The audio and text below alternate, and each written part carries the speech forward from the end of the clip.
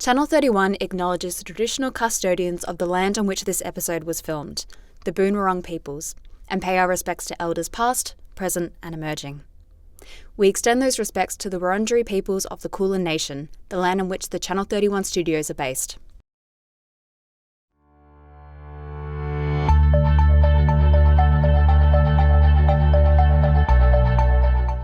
Hi, I'm Bridie Shepherd, and today on the Eco Show I'm at Moonlit Sanctuary, where I'll be getting up close and personal with some Australian native wildlife.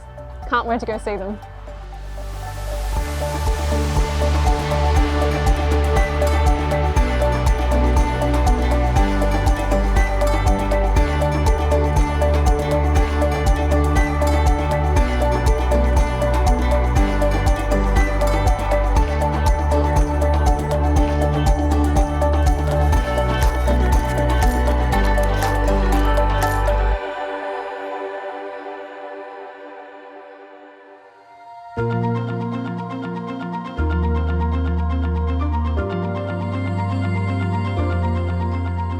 Australian native animals are some of the most unique in the world. We all know and love the powerful kangaroo and the eccentric emu. Today I'll be learning about a lesser known but equally as magnificent Australian native, the orange-bellied parrot. Orange-bellied parrots are one of only 3 migratory parrots in the world, but are currently classified as critically endangered. Moonlit Sanctuary is dedicated to the recovery of these birds. The sanctuary was established in 2001 for exactly this reason, to aid in the recovery of critically endangered native wildlife. Moonlit, as you might guess from their name, started out running night tours to educate people on some of our nocturnal animals. As it grew, they began to open during the day as well. All the funds from their tours are redirected towards the support and recovery of their endangered species. I'm going to catch up with founder Michael to hear all about the inspiration behind the organisation. How did you get involved? This is my lifelong dream. I started when I was a child thinking I'd like to do something like this, and you go through life and you get to a stage where you think, well, you've got to do it, you've got to do it. So we opened here about 20, as I say, in 2001, and a lot of hard work since then. This was all behind us, was all just an open field with horses grazing in it. Wow. And from there we've gone on from there, and yeah, it's been a long but very satisfying journey. Yeah. So I imagine that you started with a few small animals and you've built up We to started off with the many. night tour, as I say, basically for 2 reasons. One was very practical, and the other one was because people don't know Australian night animals. Things like gliders, potoroos, bettong, animals like that are very unfamiliar to people because they only come out at night. So we take people through at night to meet them. The animals are very confiding. They'll come up to people, they can feed some of them. It's a totally unique experience, a wonderful experience in fact, and by far the best experience I think in this sort of situation that I've ever had. But people then learn about those animals, that's the idea. But also, starting a park like this, one good thing about it is they could only see what we put a torch on. So we didn't. So you can shine the light away from all the tarpaulins. That's right. Yes, we didn't have to invest a lot of capital in fancy enclosures and so on. So, and which was very important to us to get going. So yeah. How many animals do you have here? In the region of 450 animals in total. Wow. Okay, counting. Yeah. Thanks very much for having me, Michael. I'm looking forward to spending a day here. Well, looking forward to showing you the sanctuary. It'll be a great day. Thank you. One of Moonlit Sanctuary's current projects is a breeding facility to support the critically endangered orange-bellied parrot, or as they are more simply known, OBPs. OBPs have a very small breeding population. They only breed in the southwest of Tasmania, then they migrate to Victoria and South Australia, where they spend the autumn and winter. These tiny birds had been migrating across the Bass Strait for thousands of years, long before there was an ocean in the way. At the start of the 2017-2018 breeding season, the wild population had less than 20 adults. At the end of the 2021 breeding season, however, the returning population reached 51 individuals. I'm catching up with Moonlit guide Ash to learn more.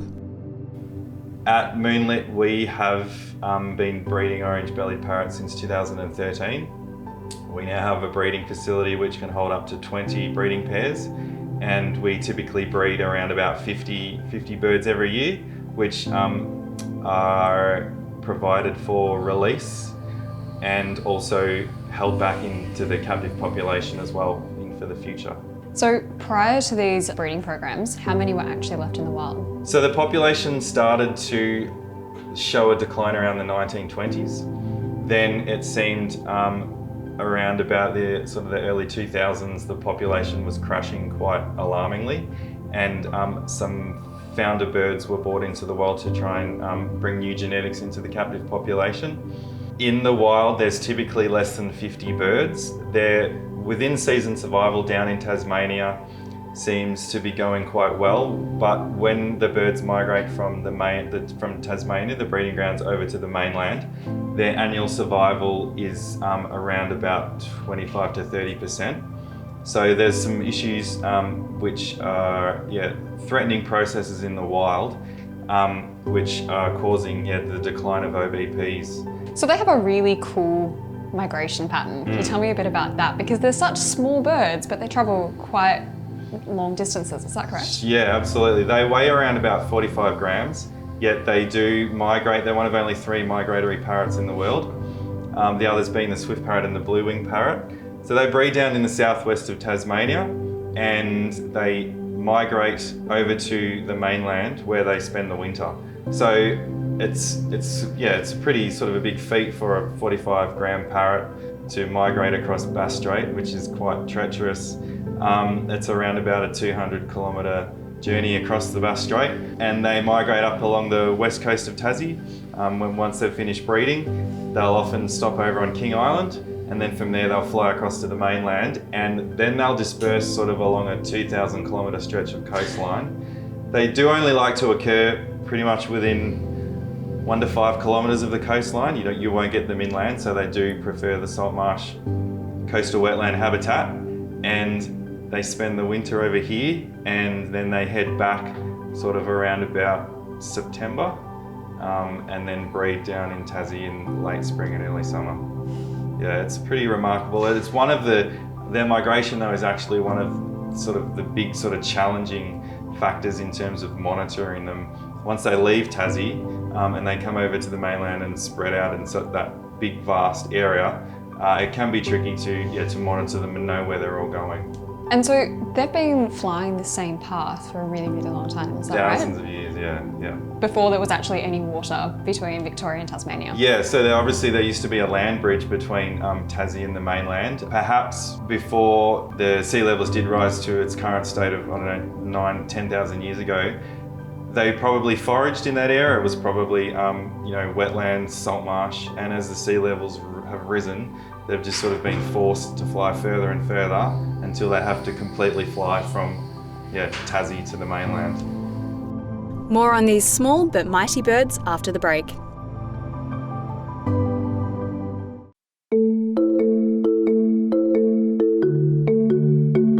The orange-bellied parrot have faced many threats to their survival in recent times. Ash is going to walk me through a daily OBP checkup to see how our small friends are going.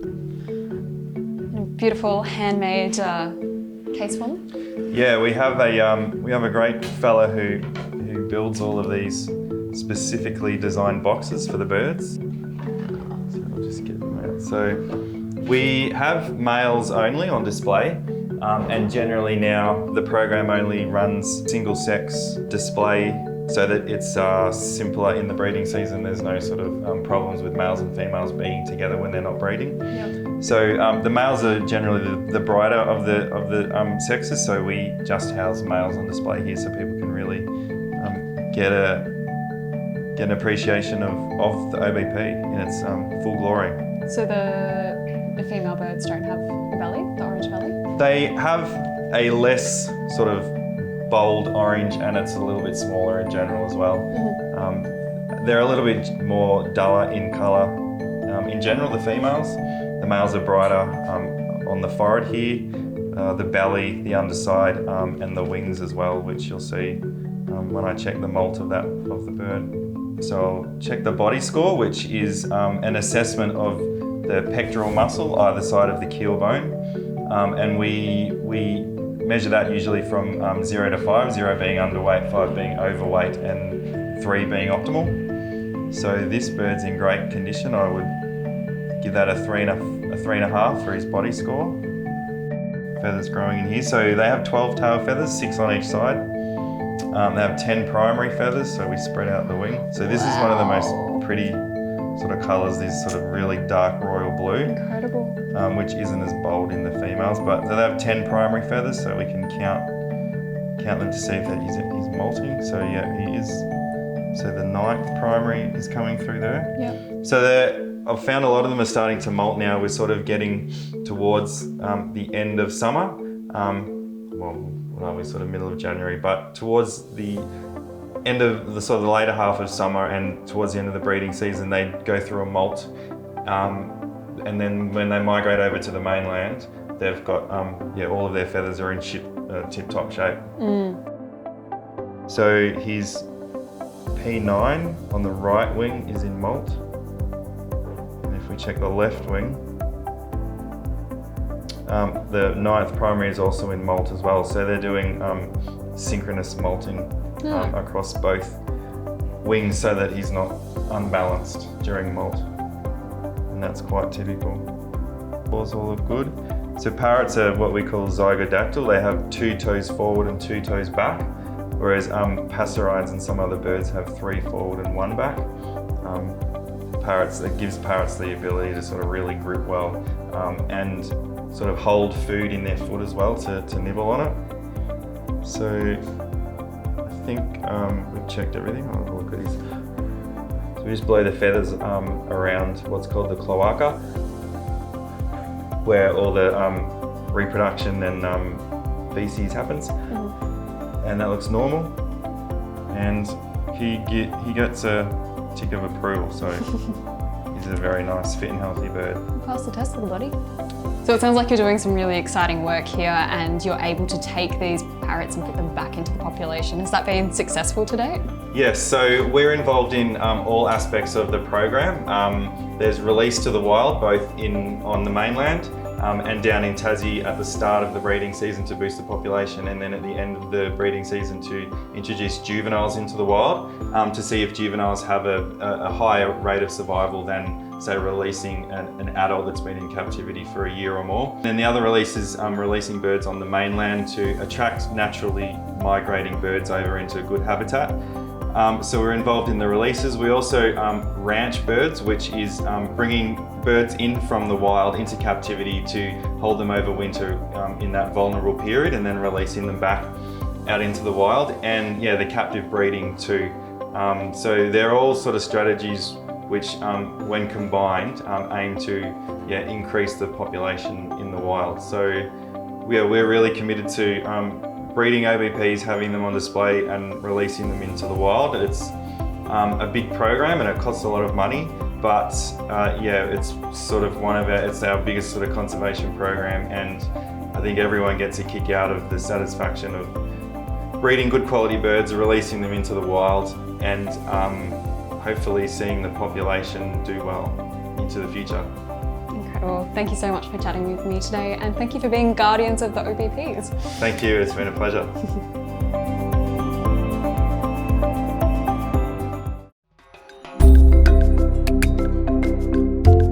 It's been fascinating to learn about the very cute OBPs and the projects underway to ensure their recovery. But while I'm here, I might see if I can meet some of our other unique natives. I'm meeting up with Guide Blair to show me around. I'm very excited. What are we going to see here? So in here we've got 2 of our carpet pythons, Slim, a coastal carpet python, and Charles, a Darwin carpet python. I love both these names. They're very inventive. Some of our keepers picked one of them. Charles, he came with his name from his previous home. All right, shall we get inside now? Yeah, let's go.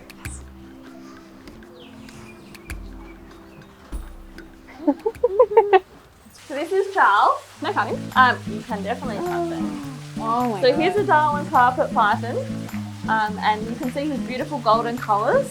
Our carpet pythons vary depending on where they're found, their location and where they like to live. So a snake like Charles, he'll be up in the trees, venturing, looking for possums, birds, you name it, he'll eat it, even bats. Sometimes other reptiles even. Whereas Slim behind us, he's a lot darker at the moment. He's about to shed his skin, but normally he's quite grey, blue, brown, and he'd more venture on the ground through shrubs and coastal heath. whereas this guy, more tropical, a bit warmer, but they do cross over their locations as well. So found in similar areas sometimes. And they're happily living together? They will happily live together as long as they've got enough space to get away from each other. So in here, we've got ample room for the two of them. They will even cuddle up sometimes with each other. The first time we did introduce them though, they did have a bit of a wrestle. So that was interesting to see, but glad that they could get along and learn to explore their new enclosure and find the different areas. So at the moment, we've got Slim behind us sitting in a heated hollow, and Charles is hiding up in a tree, which has a heat vent up through here, and the heat actually goes up through the tree. So we've built lots of different holes for them to go in and explore and warm themselves up. And it's quite warm in here. What temperature is this? It is very warm. At the moment, it's sitting about 28 to 30 degrees. Depending on the time of the day, it will vary between 20 to 22 down on the ground in the corners. It will warm up as you go to the roof, and then towards the other end as well, we've got heat core through our waterfall, so it's really warm down that other end with the water. So they can choose where they would like to go, whether they would like to be warm up high or cold in the ground. Do they get in the water? We haven't seen them in the water yet. We are keen to set up a camera so we can actually monitor some of their behaviour and see how they're utilising their new enclosure space. And with our snakes here at Moonlit, we're doing something really cool. We're actually doing some snake training. So we're giving our snakes the choice and control over their environment and what they would like to do. So some of our other keepers are actually starting to investigate target training or crate training for our snakes. So instead of us picking them up, they choose to go into those spaces themselves. Oh, I love that. That's a great idea. So they're not being, told to... Yeah, so he's actually coming out right now. So I'm just going to pop my hand under him. And pick him up. Oh, if you hold onto his tail, would you like me to pop him around your neck? I would love that more than anything. Alrighty. So I'm going to pop him just around here. Oh my god. This is the dream come true. Hi. And if you hold your hand nice and flat under his head, if he goes there, that's how you can move him. I might move him away from your face though, just a little bit. I'm just going to shuffle his body around slightly. There we go. Hey mate. Come this way, buddy. Yeah, and it's perfect, exactly like that. Hi. Oh, you are just so beautiful. So if you keep it nice and loose, he can either go backwards or forwards. Perfect. Hey. He may try and climb since we've moved him, exploring up the tree behind us. So I can't guarantee he won't go off it. We have built this enclosure for him to explore and enjoy. I think I'm in love. He's a beautiful snake. Look, I know it's not everyone's thing, but I'm so stoked I just got to hold a carpet python. Now I'm off to visit a relative of the snake, the Spence's monitor. This one is 4 years old and affectionately named Spence. I'm helping Blair to feed him today. The daily feeding is part of his training, and as with humans, relationships are built through meals. The animals feel safe to come out and receive food from the guides. Building a strong relationship between the animals here and the trainers means less handling is involved when animals need to be moved for weighing or testing, and ultimately means animals in the sanctuary have more control in these situations. Spence is a little quirky. Usually Spence's monitors will spend their time burrowing and digging, but my new mate Spence here actually loves climbing trees. I might see if I can catch any other colourful characters before we leave. I think we've even got time for a little show.